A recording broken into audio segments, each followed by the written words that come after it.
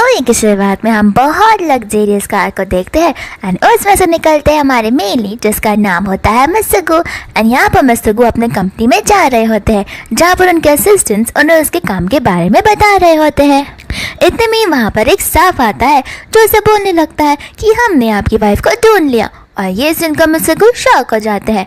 दोस्त और हम यहाँ पर एक फूड कार्ट को देखते हैं जिसमें होती है हमारी फीमेल लीड रैंडन और यहाँ पर वो सबको ऑमलेट सेल कर रही होती है। लेकिन अचानक से वो दूर से बहुत सारी कार्स को देखती है, फिर अपनी कार्ट को लेकर भाग जाती है और इतनी स्पीड से भागती है कि वो एक सुनसान जगह पर आ जाती है। उसे लग रहा होता है कि कोई उसका पीछा ही नहीं कर पाएगा, लेकिन इतने ही देर में ऊपर से एक हेलीकॉप्टर आता है और हेलीकॉप्टर के साथ साथ धीरे धीरे सारी की सारी गाड़ियाँ भी आने लगती है। और फिर उस हेलीकॉप्टर में से निकलते हैं मिस्टर गू जो उसे बोलने लगते हैं कि अब टाइम आ गया है जहाँ पर तुम अपने घर चलो। यहाँ पर रैंडन बोलने लगती है कि तुम मेरा बिजनेस हमेशा चौपट कर देते हो, मेरा बिजनेस मेरा करियर है और मैं इसमें अपना करियर बनाना चाहती हूँ। यहाँ पर मिस्टर गू से बोलने लगते हैं कि तुम्हारा करियर और भी ज़्यादा बड़ा है, एक बार घर चलो, फिर मेरी कंपनी जो है वो तुम्हारे नाम ही तो होने वाली है और इसकी देखभाल तुम्हें ही करनी है जैसा ग्रैंडमा ने कहा था। और यहाँ पर वो उसके साथ चली जाती है। दूसरे मैनेजर को कॉल आ जाता है कि आज मिस्टर गू की वाइफ काम पर आने वाली है, तो फिर वो सारे प्रिपरेशंस करना शुरू कर देती है। दूसरी ओर हमारी रैंडन आ रही होती है अपनी छोटी सी स्कूटी पर, लेकिन यहाँ पर एक और लड़की होती है जिसका नाम शीन होता है एंड यहाँ पर उसने स्कार्फ पहना हुआ था। रैंडन की और शीन की तकरार हो जाती है जहाँ पर शीन उस पर गुस्सा होने लगती है कि तुम्हें पता भी है मेरा स्कार्फ कितना महंगा है और तुमने बेवजह इसे खराब कर दिया। यहाँ पर रैंडन उसे अपना स्कार्फ दे देती है। रैंडन का स्कार्फ उसके स्कार्फ से भी महंगा होता है। यहाँ पर रैंडन को उसे देख के समझ आता है कि तुम तो शीन हो ना, तुम्हें याद है हम हॉस्टल में आगे पीछे रहा करते थे।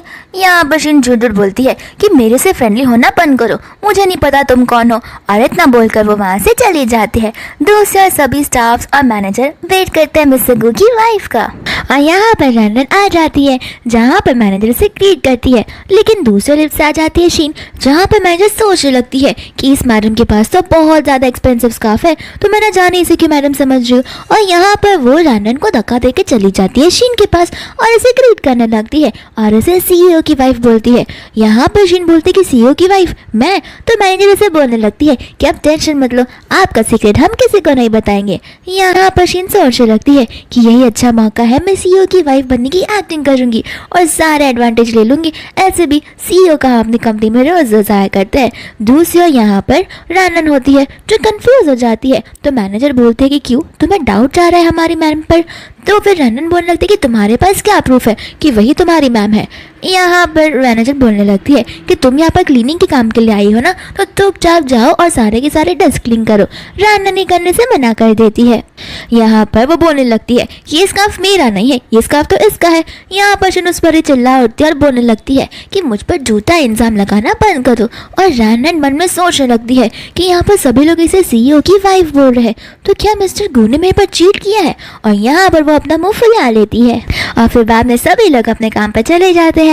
दूसरी ओर हम यहाँ पर सी को देखते हैं जो बोलने लगता है कि इसकी वाइफ तो कुछ ज्यादा ही बुरी है, जब देखो तब लोगों को बुरी करना चाहती है। यहाँ पर वो कॉल लगा लेता है मिस्टर गू को और बोलने लगता है कि गू तुम्हारी वाइफ तो कुछ ज्यादा ही खड़ूस है। तो फिर गू हंसकर कहता है कि मैंने उसे स्पॉइल किया है। यहाँ पर वो कहता है कि स्पॉइल करना ठीक है, लेकिन यहाँ पर वो लोगों के साथ बहुत वियर्ड से बिहेव कर रही है। इसके बाद में बेचारी रैंडन उनके डेस्क को क्लीन करने लगती है जहाँ पर वो मैनेजर को बोलती है कि मेरा काम हो चुका है, अब मैं जा सकती हूँ। तो मैनेजर उसे जाने बोलती है। यहाँ पर शीन इतनी चालाक होती है कि वो अपना रिंग निकाल देती है और वो रैंडन के बैग में डाल देती है।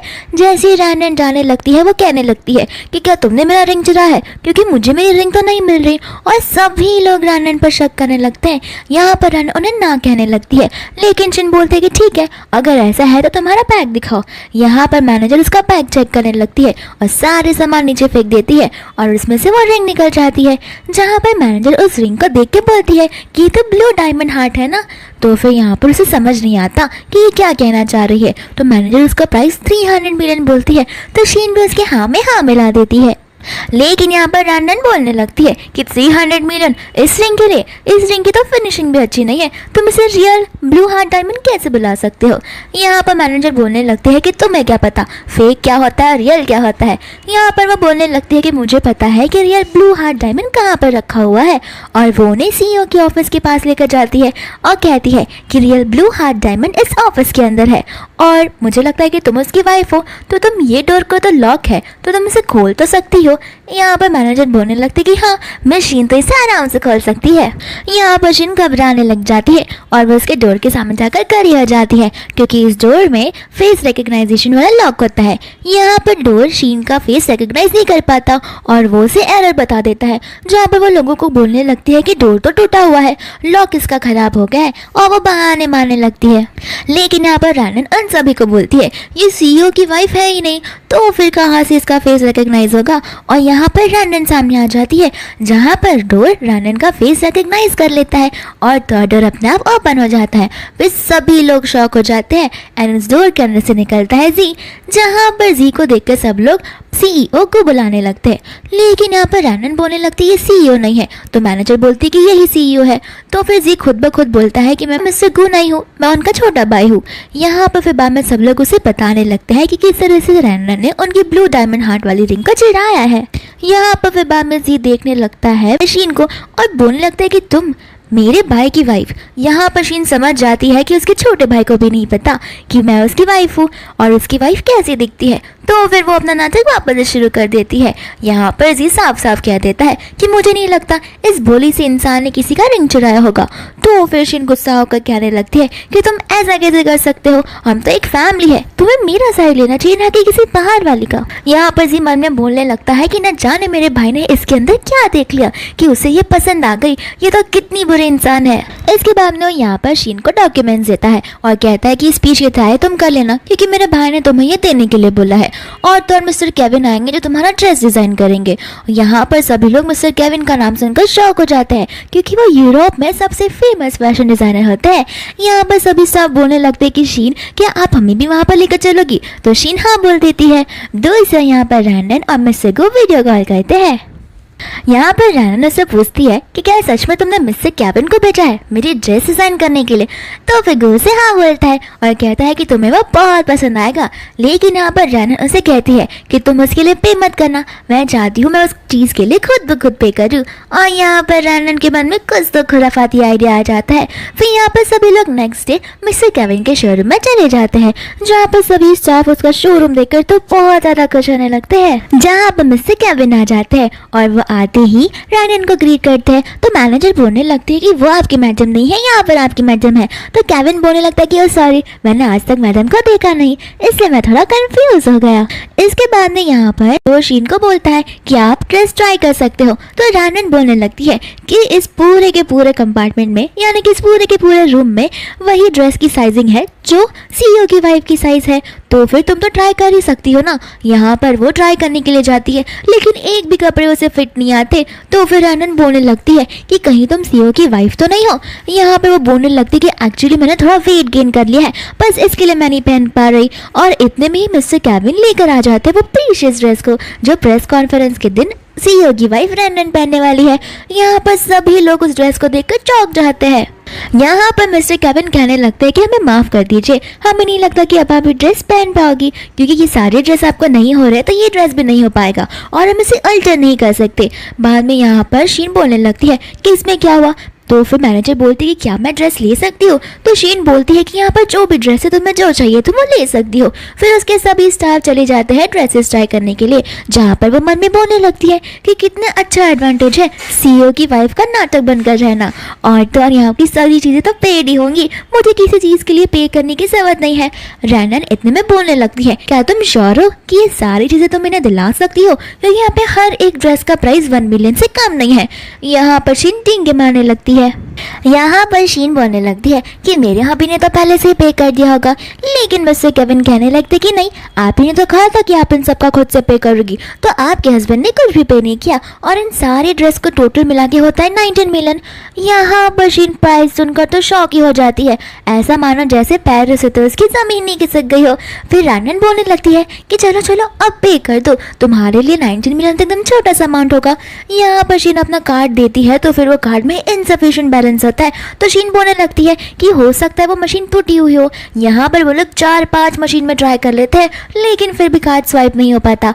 तो फिर मैनेजर बोलने लगता है कि इसमें मशीन की कोई गलती नहीं है, आपके कार्ड में ही बैलेंस नहीं है तो आपको सारे कपड़े रिटर्न देने होंगे। यहाँ पर वो स्टाफ कपड़े रिटर्न देने से मना कर देते हैं, तो फिर शीन उन्हें उतारने के लिए बोलती है सारे कपड़े, और तो और वहाँ की स्टाफ वो सारे कपड़े उनके हाथों में से छीन लेती है।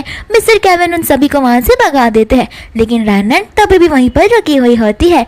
तो फिर वो रैनन को जाने के लिए बोलते हैं, लेकिन रैनन यहाँ पर अपना ब्लैक कार्ड देती है। वो कार्ड देखते ही केविन समझ जाता है कि ये कार्ड तो सीईओ की वाइफ का है और यही उनकी रियल वाइफ है। एंड वो जो प्रीशियस ड्रेस होती है वो रैनन खरीद लेती है अपने खुद के पैसे से। दूसरा यहाँ पर उन सभी को धक्के मारकर बाहर निकाल दिया जाता है और यहाँ पर वो लोग केविन को और तो रैनन को हाथ मिलाते हुए देखते हैं, जहाँ पर शीन के दिमाग में एक और चालाक भरी बहाना आ जाता है और वो बोलने लगती है कि देखा ये दोनों मिले हुए हैं, वही मैं सोचूं कि मेरा कार्ड काम क्यों नहीं कर रहा है, कल देखना प्रेस कॉन्फ्रेंस में मैं कैसी इसकी इज्जत निकालती हूँ। दूसरा यहाँ पर वो प्रेस कॉन्फ्रेंस वाला दिन आ ही जाता है, जहाँ पर मैनेजर शीन के लिए एक सूप लाती है, जहाँ पर वो खा के कहने लगती है कि कितना गंदा है, ये तो गरीबों के जैसा खाना है, और वहाँ पर वो खाने से मना कर देती है। जहाँ पर इतने में जी आ जाता है और पूछता है कि क्या तुमने तुम्हारी स्क्रिप्ट अच्छे से की है।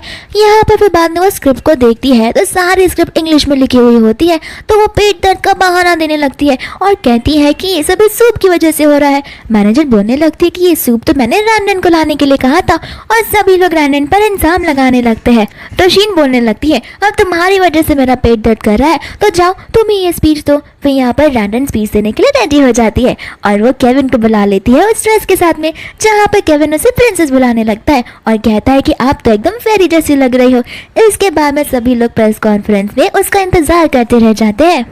इसके बाद में यहाँ पर शीन मम ने बोलने लगती है कि एक बार उसे स्टेज पर आने दो, फिर देखना उसी कैसे टाइट फिश हो जाती है। इतने में रैनन आ जाती है, जहाँ पर सभी लोग रैनन की ड्रेस को देखकर शॉक हो जाते हैं, और यहाँ पर वो स्पीच देना शुरू करने वाली थी, लेकिन उसका पेपर तो ब्लैंक होता है और ये काम शीन का ही होता है। उसने वहाँ से इंग्लिश स्पीच को हटाकर सारे ब्लैंक पेपर्स डाल दिए थे, लेकिन रैनन बिना पेपर्स के ही अपना इंग्लिश स्पीच शुरू कर देती है, जहाँ पर सभी को उसका स्पीच बहुत अच्छा लगता है और शीन गुस्सा हो जाती है और गुस्से में वहाँ से जाने लगती है, जहाँ पर सभी लोग उसे रोकने की कोशिश करते हैं। तो शीन और भरे गुस्सा होकर बोलती है कि मुझे तुम्हें क्यों रीजन देना है, मैं यहाँ से क्यों जा रही हूँ। फिर सभी स्टाफ बोलने लगते कि आप गुस्सा मत होइए, रैनन तो गाँव से आई हुई है, आपने तो उसे इतना अच्छा मौका दिया स्टेज पे परफॉर्म करने का, तो ये तो आपकी बड़प्पन है। यहाँ पर फिर बाद में वो लोग में सगो के रेस ट्रैक के बारे में बात करते हैं, जहाँ पर शीन को समझ नहीं आ रहा होता, तो वो स्टाफ उसे एक्सप्लेन करने लगते हैं और कहते हैं कि आप भी हमें वहाँ पर लेकर जाओगे ना। तो शीन उन्हें वहाँ पर हाँ बोलकर चली जाती है। जहाँ पर वो घर पर आती है तो मेड बताने लगती है कि आपके डैड मिस सेगू के रेस ट्रैक पर गए हैं। फिर बाद में शीन मन में बोलने लगती है कि किस्मत भी मेरा साथ दे रही है। यहाँ पर बाद में वो लोग रेस ट्रैक पर आ जाते हैं, जहाँ पर सभी स्टाफ कार को देखकर बहुत शौक हो जाते हैं, क्योंकि वो सारी की सारी कार्स बहुत महंगी होती है। यहाँ पर फिर हमने मैनेजर पूछती है कि मिस शीन आपकी वाली कार कौन सी है। यहाँ पर बाद में शीन अपने डैड से पूछती है, जहाँ पर उसका डैड बोलता है कि मैडम की कार गैरेज में रखी हुई है, लेकिन उसे टच मत करना वरना हम उसका प्राइस पे नहीं कर पाएंगे। मैं पूरी लाइफ भी दे दूंगा तो भी मैं उस कार का प्राइस पे नहीं कर पाऊंगा। यहाँ पर वो लोग गैरेज में चले जाते हैं, जहाँ पर शीन उस कार का पर्दा हटाने वाली थी, लेकिन रैनन आकर उसे ऐसा करने से मना कर देती है। जहाँ पर सभी स्टाफ रैनन पर ही गुस्सा करने लगते हैं। रैनन उन पर गुस्सा कर बोलती है कि इसमें पिंक कलर का पेंट लगाया हुआ है और हम इसे 2 दिन तक नहीं निकाल सकते, अगर हमने ऐसा किया तो पेंट डिस्ट्रॉय हो जाएगा। यहाँ पर शीन बोलने लगती है कि मैंने तो ऐसा कोई पेंट नहीं करवाया, तुम बहाने मारना बंद करो। और यहाँ पर वो पर्दा हटाने वाली थी, लेकिन रैनन उसे चिल्लाकर एक आखिरी वार्निंग देती है, तो फिर वो मैनेजर भी रैनन पर चिल्ला देती है। यहाँ पर लेकिन फिर भी शिन उस कार का पर्दा हटा देती है, जहाँ पर सभी लोग कार को देखकर शॉक हो जाते हैं और बहुत ज़्यादा एक्साइटेड हो जाते हैं। और उस कार का कलर एकदम प्यारा सा पिंक होता है। शिन बोलने लगती है, क्यों देखा, कार तो नॉर्मल ही है, यहाँ पर पेंट भी सूख चुका है। तो फिर यहाँ पर एक स्टाफ हाथ लगाकर बोलने लगती है कि पेंट तो अभी तक ड्राई नहीं हुआ है, और अचानक से वो व्हाइट में कन्वर्ट होने लगता है, जहाँ पर शिन सभी को बहाना मारकर बोलने लगती है कि ये तो ग्रेडियंट इफेक्ट है, ये तो होता ही रहता है। फिर सभी लोग बोलने लगते हैं कि कार इतनी अगली क्यों दिख रही है। फिर बाद में शीन टॉपिक चेंज कर देती है। यहाँ पर रैंडन बोलने लगते हैं कि ठीक है, लगता है तुम इस कार की ओनर हो, तो एक काम करो, क्यों ना हम सबको एक राइड दे दो। यहाँ पर शीन बोलती है क्यों नहीं, और शीन यहाँ पर चाबी मांगती है। तो फिर वो अंकल बोलने लगता है कि यहाँ पर इसकी कोई चाबी नहीं है। तो फिर बाद में रैंडन बोलने लगती है मन में कि ये गाड़ी तो चाबी से नहीं बल्कि वॉइस रिकॉर्डिंग से चलती है, अब मैं देखती हूँ कि क्या करेगी शीन। यहाँ पर शीन उसे बोलने लगती है कि ओपन द डोर, लेकिन गाड़ी दरवाजा ही नहीं खोलती। तो रैंडन हंसने लगती है, और यहाँ पर रैंडन जब ओपन द डोर बोलती है तो फिर वो गाड़ी का डोर अपने आप खुल जाता है, जहाँ पर सभी लोग बोलने लगते हैं कि रैंडन ने ही जरूर कुछ किया होगा। रैंडन यहाँ पर सभी को बोलने लगती है कि क्या अभी भी तुम सबको समझ में नहीं आ रहा कि इस कार का, इस पूरी चीजों का रियल ओनर कौन है, और अभी भी तुम लोग ने अपनी आंखों पर पट्टी बांध कर रखी है। यहाँ पर सभी स्टाफ रैंडन पर ही चिल्लाने लगते हैं, और तो उस अंकल को समझ में आ जाता है कि रैंडन ही CEO की रियल वाइफ है, और उसकी बेटी तो यहाँ पर नाटक कर रही है, जिस वजह से उसकी बेटी और उसकी खुद की जॉब जा सकती है। तो वो नील डाउन कर माफी मांगने लगता है, लेकिन इतने में जी आ जाता है और जी उन्हें वहां से भेज देता है, जहाँ पर जी चीन के ऊपर चिल्ला उठता है और बोलता है कि तुम कब तक किसी को बुली करती रहोगी। और यहाँ पर वो मन में वापस से सोचने लगता है कि न जाने मेरे भाई को इस लड़की में क्या दिखा कि ये इसके साथ शादी कर लिया। और तो यहाँ पर फिर से सभी लोग चले जाते हैं, जहाँ पर वो रैंडन को पूछता है कि क्या आज रात को तुम मेरे साथ डेट पर चलोगी। यहाँ पर रैंडन उसे मना कर देती है और बहाने मारने लगती है। दूसरा शीन गुस्से में वहां से निकल जाती है, तो फिर उसकी सारी स्टाफ उसके पीछे पीछे चली जाती है। यहाँ पर वो लोग उसे बोलने लगते हैं कि कार तो तुम्हारी वॉइस से शुरू नहीं हुई, और तो और जी तुम्हारे साथ इतने अच्छे से बिहेव नहीं करता, बल्कि वो रैंडन के साथ अच्छे से बिहेव करता है। यहाँ पर शीन एक और झूठ बोल देती है कि जी का और रैंडन का अफेयर चल रहे हैं ना, तो ऑब्वियसली ऐसा होना ही था, मुझे तो ये पहले से ही पता था। और सभी लोग यहाँ पर शॉक हो जाते हैं। दूसरा यहाँ पर वो अंकल आकर रैंडन से माफी मांगने लगते हैं, जहाँ पर रैंडन उसे बोलती है कि आखिर तुमने ऐसा क्यों किया। तो वो अंकल बताने लगते हैं कि मैं उसका फादर हूँ। रैंडन उसे कहते हैं कि अब आप नील डाउन मत करिए, मुझे अच्छा नहीं लगेगा, आप मुझसे बड़े हैं, लेकिन प्रॉमिस कीजिए कि आप मेरी आइडेंटिटी रिवील नहीं करेंगे अपनी बेटी के साथ में, तो मैं कुछ भी नहीं करूंगी। यहाँ पर वो अंकल प्रॉमिस कर देता है। घर जाकर उसका डैड शीन पर बहुत चिल्लाने लगता है, लेकिन यहाँ पर शीन अभी भी अपनी ही बातों में रहती है। दूसरा यहाँ पर जी ग्रैंडमा को कॉल कर बोल देता है कि न जाने मेरे बड़े भाई ने किसके साथ शादी की है, ना लुक्स, ना पर्सनालिटी, ना ही मैनर्स, उस लड़की में कुछ भी नहीं है। यहाँ पर ग्रैंडमा गुस्सा होकर बोलती है कि लगता है मुझे उसका डाइवोर्स करवाना ही पड़ेगा। दूसरा यहाँ पर ग्रैंडमा से मिलने के लिए आ जाते हैं मिस्टर गू, और तो वो मिस्टर गू को पूछने लगती है। यहाँ पर जी आ जाता है, जहाँ पर मिस्टर गू जी को एकदम गुस्से नजरों से देखते हैं कि आखिर ये मेरी वाइफ के बारे में ऐसा क्यों बोल रहा है। यहाँ पर बाद में जी उससे माफी मांगने लगता है, तो फिर मिस्टर गू भी ग्रैंडमा को बोल देता है कि शायद से जी मेरी वाइफ को अच्छे से नहीं जानता, अभी स्टार्ट ही हुआ है ना, इसके लिए धीरे धीरे उसे जानने लगेगा। बाहर आकर मिस्टर गू जी पर चिल्लाने लगते हैं। दूसरी ओर जी यहाँ पर बोलता है कि मुझे एक लड़की पसंद आई है। मिस्टर गू बोलने लगता है कि बस तुम बहुत गर्लफ्रेंड्स बनाते हो, लेकिन जी बोलता है कि ये लास्ट है और मैं उसे सच में प्यार करता हूँ, और ये मैं बहुत बहुत प्योर हार्ट के साथ कह रहा हूँ।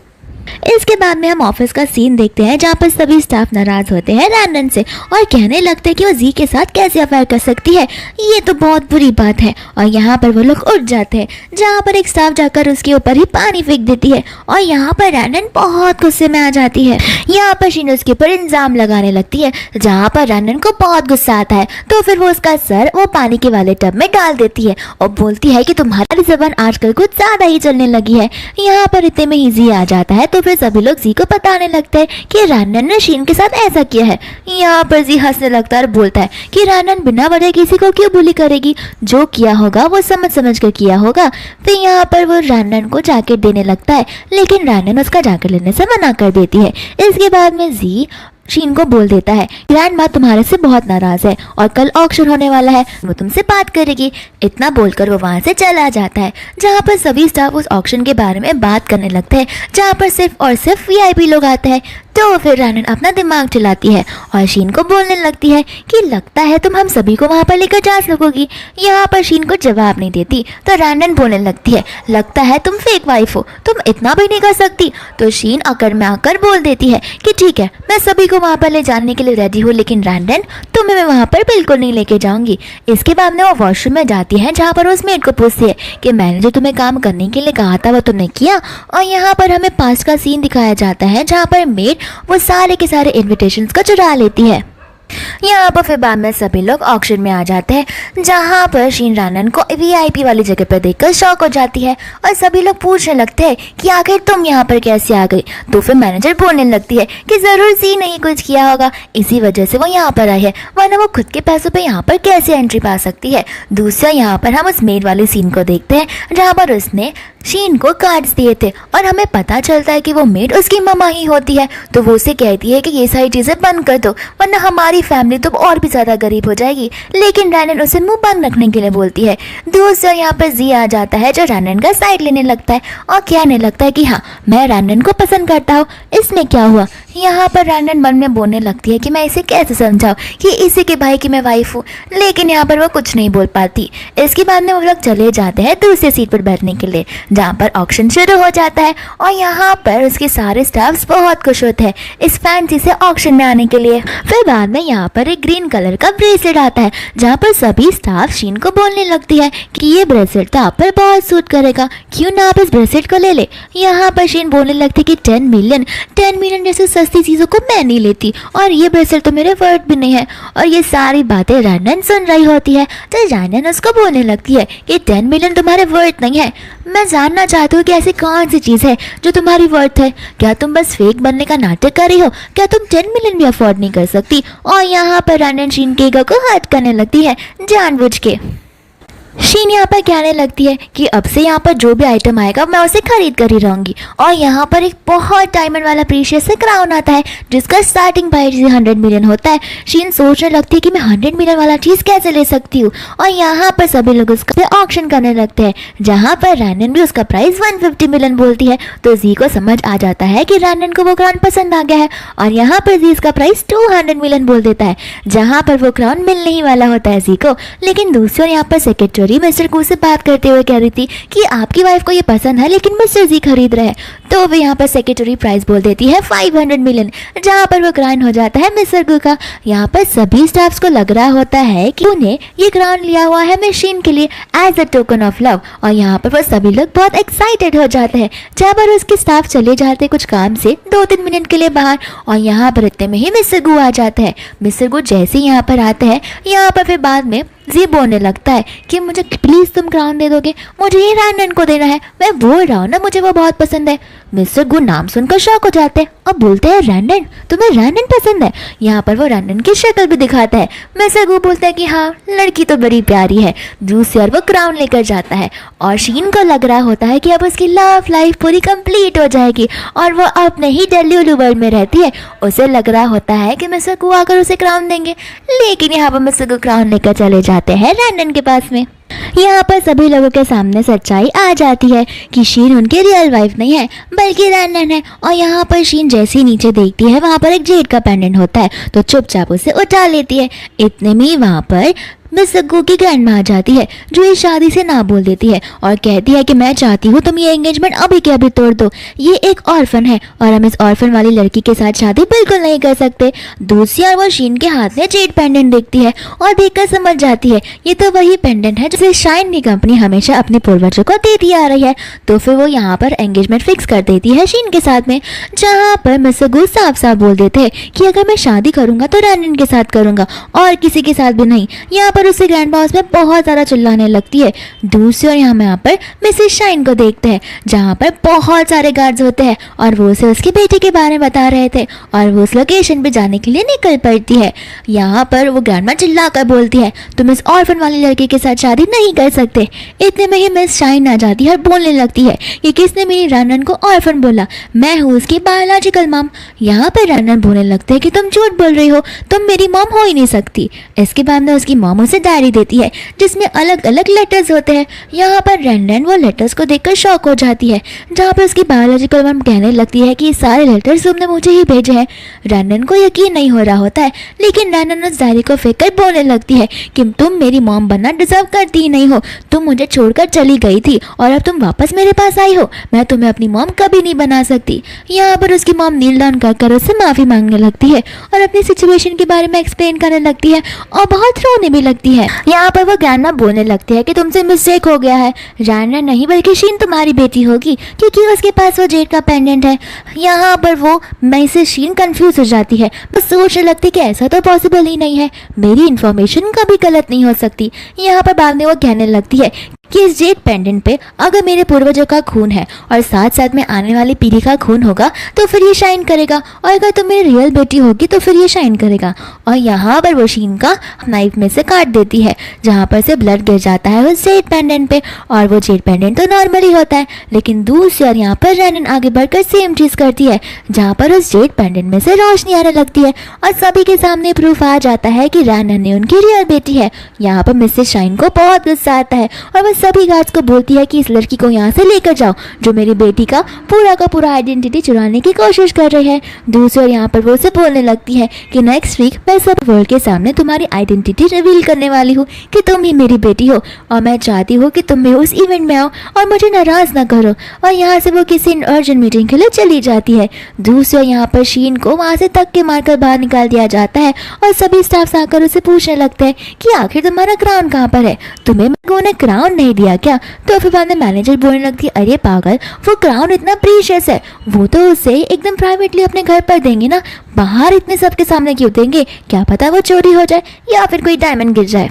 यहाँ पर इसके बाद में वो लोग वहाँ से चले जाते हैं। दूसरे दिन सभी लोग ऑफिस में होते हैं, जहाँ पर वो एक फैशन डिजाइनिंग कंपटीशन के बारे में बात कर रहे होते हैं। तो सभी लोग ये जो टास्क होता है वो मैडम को देने वाले हैं। यहाँ पर बाद में रैनन खड़ी होकर सबको थैंक यू बोलने लगती है, लेकिन यहाँ पर सब हंसकर कहते हैं कि मैडम का नाम लिया है, तुम्हारा नहीं, तुम क्यों खड़ी हो रही हो। फिर बाद में रैनन को याद आने लगता है कि उस दिन ऑक्शन के टाइम पे ये तीनों के तीनों तो यहाँ पर थे ही नहीं, तो फिर उन्हें पता ही नहीं है कि आखिर क्या हुआ है। इसके बाद में शीन अभी भी नाटक करना शुरू कर देती है, तो फिर उन सब में बेट लग जाती है कि जो भी जीतेगा वो यहाँ पर रुकेगा और जो हारेगा वो हमेशा हमेशा के लिए यहाँ से चला जाएगा। फिर बाद में रात भर रैनन काम करती रहती है और नेक्स्ट डे वो ऑफिस में आ जाती है, लेकिन यहाँ पर जब वो अपना लैपटॉप चेक करती है तो फिर उसे उसका वर्क मिलता ही नहीं है। और यहाँ पर वो समझ जाती है कि ये सारी शाल चीन की है, लेकिन यहाँ पर वो बड़ी स्मार्ट होती है क्योंकि वो अपना काम आधा ही करके गई थी, तो वो अपना काम फिनिश कर देती है। इसके बाद में वो दिन आ ही जाता है जहाँ पे उन्हें अपना प्रोडक्ट एडवर्टाइजिंग वाला दिन बनाना पड़ता है। और यहाँ पर सबसे पहले शीन देती है डेमोन्स्ट्रेशन, जहाँ पर सभी लोग बोलने लगते कि कुछ ज्यादा ही फास्ट नहीं चला गया और एंडिंग मुझे परफेक्ट नहीं लग रही, लेकिन यहाँ पर शीन अपनी फ्रेंड को आग दिखाने लगती है। इसके बाद में रैनन आ जाती है, जहाँ पर उस एडवर्टाइजिंग की स्टार्टिंग डिट्टो सेम होती है। तो रैनन बोलने लगती है कि आप लोग यही सोच रहे होंगे ना कि शीन की और मेरी सेम एडवर्टाइजिंग की है, तो आगे तक देखिए। और यहाँ पर रैनन का प्रोजेक्ट पूरा होता है एंड लास्ट में उसका एक सिग्नेचर भी आता है एंड सभी लोगों को रैनन का प्रोजेक्ट बहुत अच्छा लगता है। रैनन यहाँ पर बोल देती है कि शीन ने ही मेरे प्रोजेक्ट को कॉपी किया है। यहाँ पर बाकी कंपनियों को उसका एडवर्टाइजमेंट बहुत अच्छा लगता है, तो फिर वो लोग उसके साथ कॉन्ट्रैक्ट साइन करने के लिए रेडी हो जाते हैं, जहाँ पर वो मैनेजर तिल मिला जाती है और सभी लोगों को बोलने लगती है कि मैं कह रही हूँ ना, इसने मिसेस शीन का काम को कॉपी किया है, ये इतना अच्छा कुछ कर ही नहीं सकती है। और यहाँ पर सभी लोग रैनन के खिलाफ हो जाते हैं। इतने में वहाँ पर मिस्टर गू आ जाता है और सभी लोग मिस्टर गू को इस ओकेजन पर देखकर शॉक हो जाते हैं। यहाँ पर बाद में मिस्टर गू बैठ जाते हैं रैनन के बाजू में और वो डेमोन्स्ट्रेशन को देखने लगते हैं, जहाँ पर मैनेजर बोलने लगती है कि देखा आपकी वाइफ ने कितना हार्ड वर्क किया है और यहाँ पर ये इसका प्रोजेक्ट चुरा रही है। जहाँ पर शीना अपना मुंह छुपाने लगती है और उस मैनेजर को चुप होने के लिए बोलती है, लेकिन वो मैनेजर बोले ही जा रही थी। मिस्टर गू गुस्से में खड़े होकर कहते हैं कि मेरी एक और इकलौती वाइफ ही है, वो है रैनन। यहाँ पर सभी लोग शॉक हो जाते हैं। फिर रैनन सब पर चिल्लाने लगती है और उन सभी को एक रियलिटी चेक देती है और बोलने लगती है कि अगर तुम जैसे लोग मेरी कंपनी के मैनेजर रहोगे तो हमारी कंपनी एक दिन जरूर डूब जाएगी। और वो सभी गार्ड्स को वहाँ पर बुलाती है और उन सबको वहाँ से बाहर निकालने के लिए बोलती है। इसके बाद में रैनन और मिस्टर गू अकेले होते हैं, जहाँ पर रैनन उनसे बोलती है कि तुम्हें नहीं लगता मैंने बहुत अच्छा काम किया है तो तुम्हें मुझे रिवॉर्ड देना चाहिए। और यहाँ पर वो लोग किस करने वाले होते हैं, लेकिन इतने में वहाँ पर जिया आ जाता है जो उनकी किस को इंटरप्ट कर देता है और बोलने बोलने लगता है कि ग्रैंडमा को इमरजेंसी वार्ड में डाला गया है, तो हमें जल्द से जल्द हॉस्पिटल जाना होगा। और सभी लोग हॉस्पिटल की ओर निकल जाते हैं। यहाँ पर ग्रैंडमा सारा ब्लेम रैनन पे लगा देती है और बोलने लगती है कि अगर तुम मेरे बेटी की लाइफ में नहीं आती तो आज मैं यहाँ पर ठीक ठाक होती।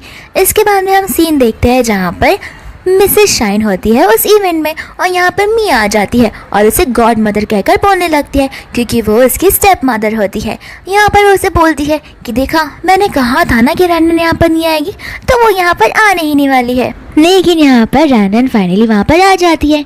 वो मिसेस शाइन सभी के सामने उसे अपनी बेटी बोल देती है, साथ ही साथ में अपनी सारी कंपनी और प्रॉपर्टीज उसके नाम पर कर देती है। और वो रैनन को बोलने लगती है कि टेंशन मत लो, जो मेरा है वो सारा का सारा तुम्हारा ही है। दूसरी ओर मिया कॉल कर जाओ को बुला देती है, जहाँ पर वो जाओ को बोलती है कि इस वाइन के अंदर कुछ मिला दो, यानी कि ड्रग्स। और ये ड्रग्स इतना स्ट्रांग है कि यहाँ पर तो रैनन की बेइज्जती होकर ही रहेगी। दूसरी ओर रैनन देख लेती है कि उस वाइन के अंदर ड्रग्स मिलाया जा रहा है, तो फिर यहाँ पर जाओ उसे वाइन देता है, तो फिर पहले से ही वाइन को एक्सचेंज कर लेती है।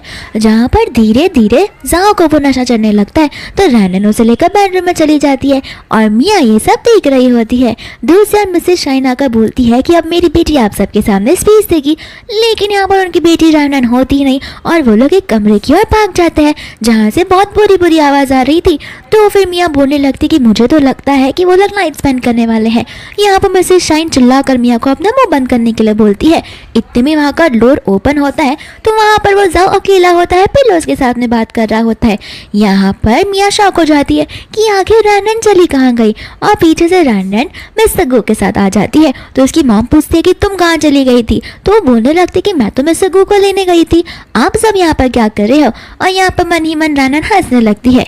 इतने में जा उठकर आ जाता है मिया के पास में और उसे बोलने लगता है कि तुमने मुझे जो ड्रग्स दिया था वो मैंने गलती से पी लिया और ये कुछ ज़्यादा ही स्ट्रांग है। और यहाँ पर मिसेस शाइन को गुस्सा आ जाता है और उन्हें समझ में आ जाता है कि मिया ने जानबूझकर ये सब किया है ताकि वो रैनन का नाम बदनाम कर सके। और हमें फास्ट का सीन दिखाया जाता है जहाँ पे रैनन उसे कमरे में तो लेके आई थी, लेकिन वो उसके साथ नहीं थी, और ये सारी चाल रैनन ने जानबूझकर चली ताकि वो अपने आप को बचा सके और तो और मिया का सारा फेस सबके सामने रिवील कर सके। और यहाँ पर गुस्से में आकर वो उसे वहाँ से जाने के लिए बोलती है। इसके बाद में हम देखते हैं जहाँ पर रैनन की मम्मा उसे बोल रही होती है कि इन फ्यूचर तुम्हें कोई भी तकलीफ होगी तो मैं यहाँ पर हमेशा तुम्हारे लिए अवेलेबल हूँ। साथ ही साथ वो पास की चीज़ों के लिए उससे माफ़ी मांगने लगती है। एंड इसके बाद में वो लोग जाने लगते हैं घर पर, जहाँ पर रैनन और मिस सगू आ जाते हैं अपने अपने घर पर, और यहाँ पर ग्रैंडमा और जियन का वेट कर रहे होते हैं, जहाँ पर ग्रैंडमा फाइनली रैनन को एक्सेप्ट कर लेती है। लेकिन रैनन को वो दिन याद आने लगता है जहाँ पर ग्रैंडमा ने उसे धक्का मारा था। तो फिर रैनन समझ जाती है कि वो मुझे एक्सेप्ट इसलिए कर रही है क्योंकि मैं मिसेस शाइन की बेटी हूँ और मिसेस शाइन वर्ल्ड की रिचेस्ट वुमन है, बस इसके लिए, वरना वो मुझे कभी एक्सेप्ट नहीं करती। इसके बाद में वो लोग डिनर करते हैं एंड बाद में वो चली जाती है अपने न्यू कंपनी में, जो उसकी मम्मा की कंपनी हुआ करती थी, लेकिन अब वो उनकी कंपनी है।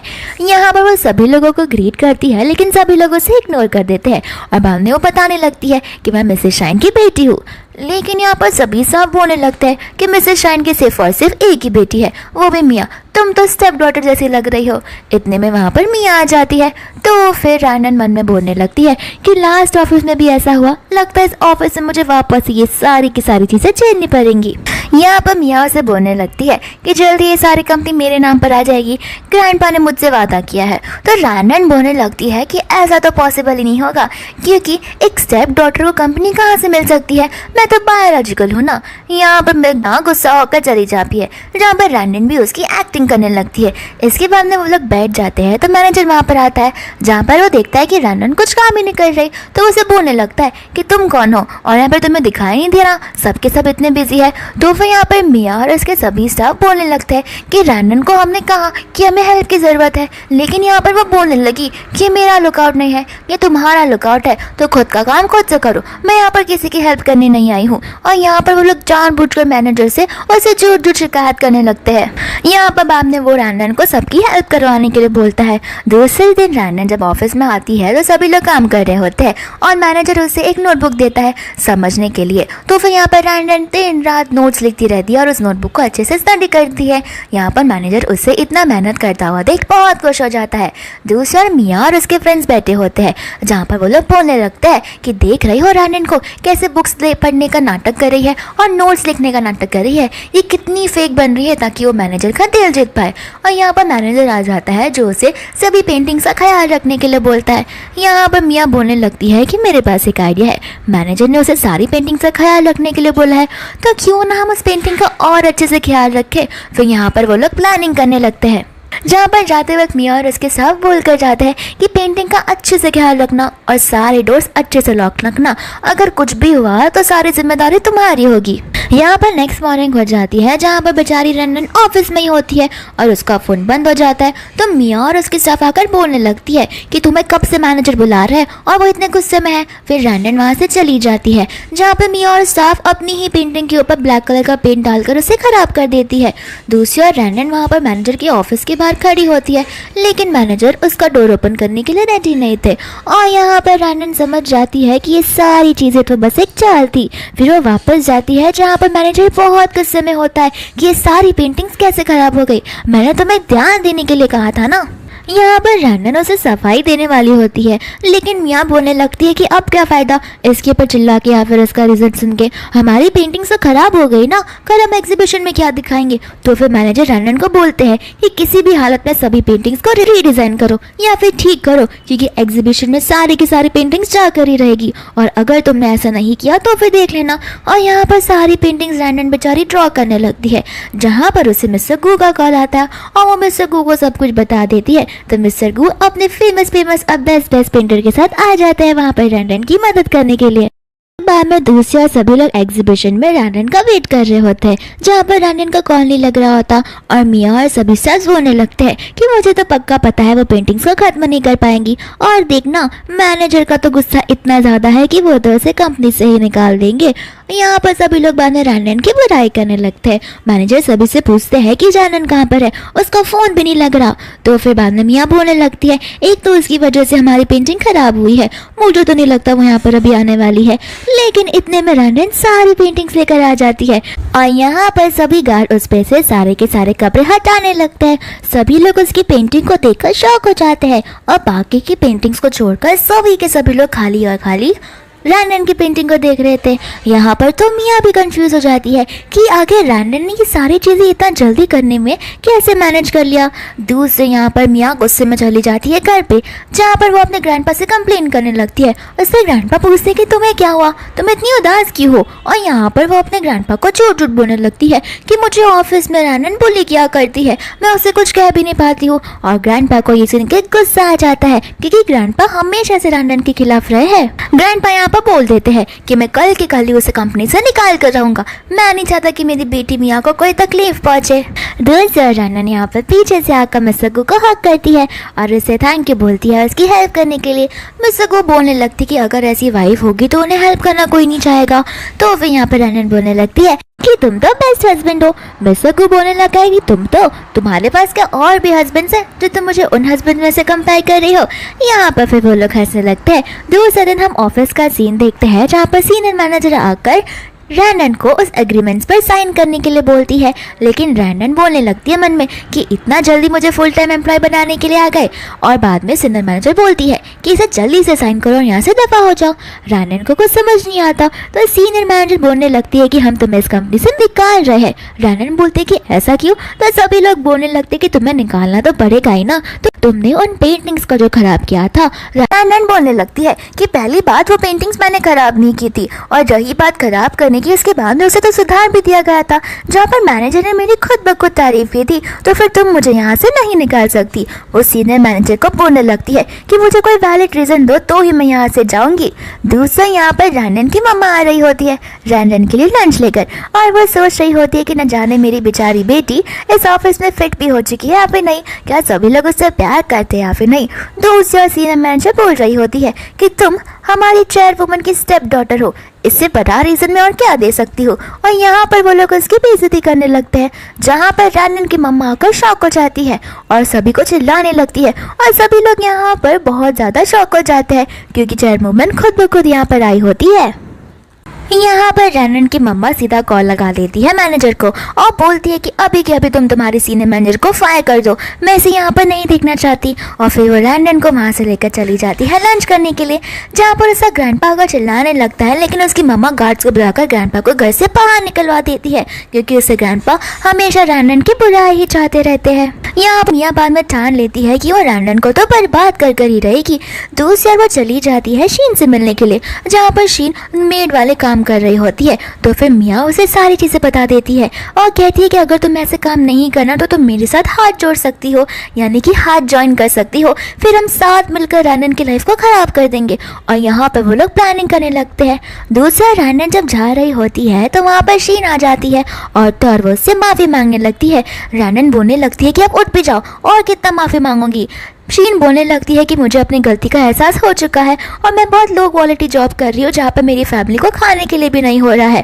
तो फिर रैनन बोलती है कि ठीक है, कोई बात नहीं, मैं मिस्टर गो से बात कर देखूंगी। यहाँ पर रैनन और मिस्टर गो आपस में बात कर रहे होते हैं, जहाँ पर मिस्टर गो से डिनर के लिए ले जाने वाले होते हैं। तो रैनन यहाँ पर शीन के टॉपिक में निकाल देती है। मिस्टर गो बोलने लगता है कि तुम तो दिल की बहुत ज़्यादा काइंड हो और तुम कितनी सॉफ्ट हार्टेड हो, आखिर कोई इतना जल्दी कैसे पिघल सकता है? अगर तुम इतना ही बोल रही हो तो फिर मैं उसे जॉब दे दूंगा।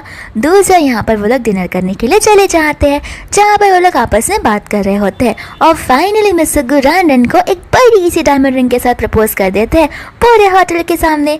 यहाँ पर सभी स्टाफ उस रिंग को देखकर शॉक हो जाती है। दूसरी ओर वो लोग वही होटल में होते हैं जिस होटल में शीन काम किया करती है।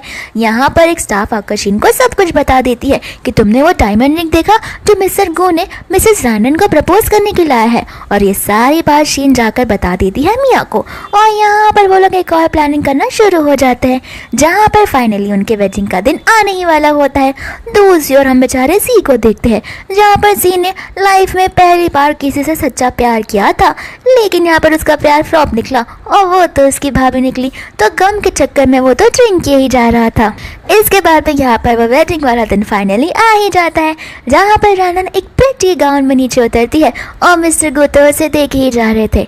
यहाँ पर बाद में वो लोग एक दूसरे के साथ देने का प्रॉमिस करते हैं, साथ ही साथ 7 जन्मों की कस्में भी खाते हैं। यहाँ पर वे मिस्टर गो और रैनन दोनों एक दूसरे को रिंग पहनाने लगते हैं, जिसके बाद में यहाँ पर चिल्लाते हुए शीन आ जाती है और बोलने लगती है कि रैनन तुमने मुझसे सब कुछ छीना है, मैं भी तुमसे सारी चीजें छीन कर रहूंगी। और वो एक बॉटल में कुछ लिक्विड सा होता है वो उसके पर फेंकने लगती है, लेकिन यहाँ पर जी लात मारकर उस बॉटल वाली चीज को गिरा देता है और उस बॉटल में एसिड होता है, जिस वजह से रैनन का फेस जल सकता था।